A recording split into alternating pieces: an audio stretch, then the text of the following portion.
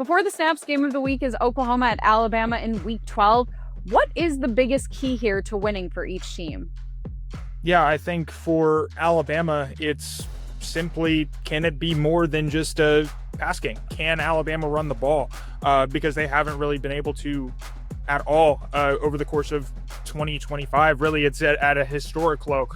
So can Alabama quit being one-dimensional and kind of relying on Ty Simpson's arm by itself? And can there be some, I guess, diversity in offensive play calling?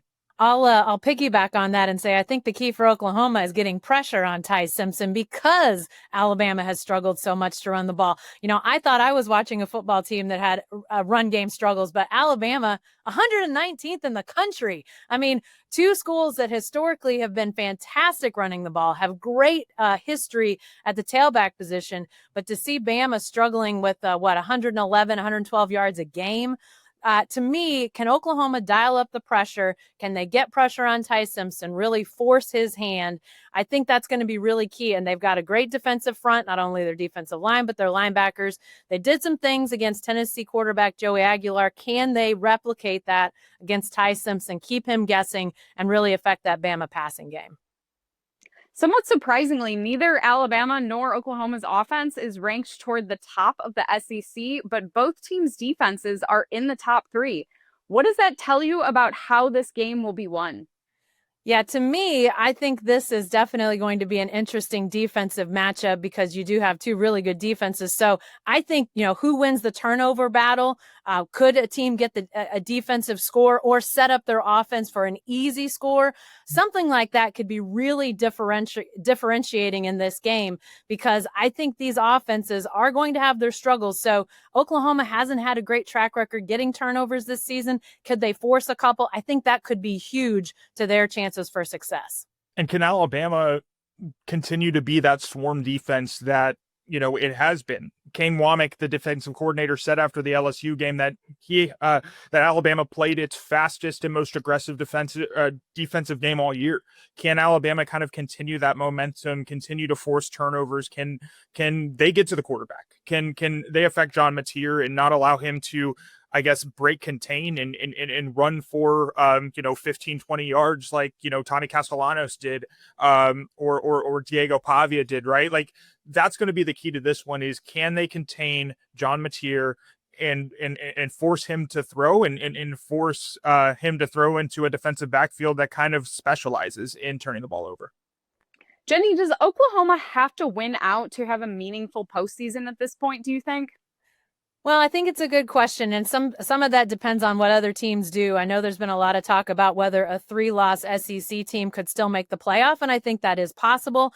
Oklahoma's schedule remaining is still very difficult when you look at where teams are ranked and those sorts of things. So I think a loss at Alabama doesn't necessarily knock them out, but it leaves their chances more in peril. If they go to Alabama and win after they beat Tennessee on the road, I think that makes a very strong case that Oklahoma, if they continue that level of success, they should have a good chance to make the playoff. But yeah, a win at Alabama could be huge for Oklahoma's chances of the postseason.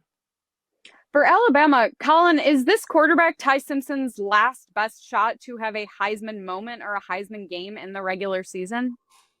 Well, I think if you're an Alabama fan, you'd say no, just because, wild things happen at Jordan-Hare Stadium in that final game. No matter how good Auburn is, that's always going to be a stage for a Heisman moment. But this is as good of a chance as any, right? This is his chance to kind of set things right after a struggle bus of a performance against LSU, and one that he apologized for. So can he... and he promised to kind of put the offense back on the right track against Oklahoma? Can he live up to the promise, just like the promise he made after the Florida State loss, that, yeah, they're going to return to what Alabama has known it to be offensively, and that's Ty Simpson leading an accurate, efficient passing game that kind of has given, SEC defenses kind of trouble all year. Yeah, I think on the heels of Fernando Mendoza's Heisman moment last week, sort of unexpected when Indiana goes to Penn State and finds itself in peril, against a team that's already fired its head coach. But, being on the road, leading that last minute drive, that touchdown throw that he made, I think Mendoza now has the Heisman moment and probably the Heisman momentum. So I think Ty Simpson, if he has a big game against Oklahoma, not a primetime game, a lot of probably more eyes will be watching that game. Like Colin said, that's not just a Bama thing, that's a national thing. So I think that he still has a chance, but obviously this is a game that Heisman voters will look at. What does he do? How does he bounce back? I think this is a huge game for his Heisman chances. Oklahoma at Alabama, who wins and why? Well, I'm going to go Bama 24-23. I don't think I would bet any money on this game, though, because I think it is going to be sort of a toss-up game. The reason I'm picking the Crimson Tide is because OU won last year. Yeah, I think if Oklahoma doesn't really beat Bama, knock them out of the playoff, I think maybe it's not that they're unmotivated, but I think they're especially motivated in this game. So I think it's going to take a huge performance by Oklahoma to reverse that. So I'm going Bama with a very slight edge on Saturday. This is the closest I've ever come to picking against Alabama this year. And I think that, but if you're Kalen DeBoer, the message has been the same. It's remember last year. And that's not a talking point that's been, I guess, forthright, like, or at the forefront of a Kalen DeBoer team. It's always looking forward. It's always looking at what could be, but he called for Alabama to remember what happened in Oklahoma last year. And I believe that's going to be the difference in this one on Saturday. I'm picking Alabama. Going into the 2025 college football season, we hear it before the snap said the Big 12 was unquestionably going to be the most chaotic conference. And we're in week 12 right now. And, well, we have to apologize to the ACC. We were not familiar with your chaos potential this season because at this point, does anyone really want to win the ACC?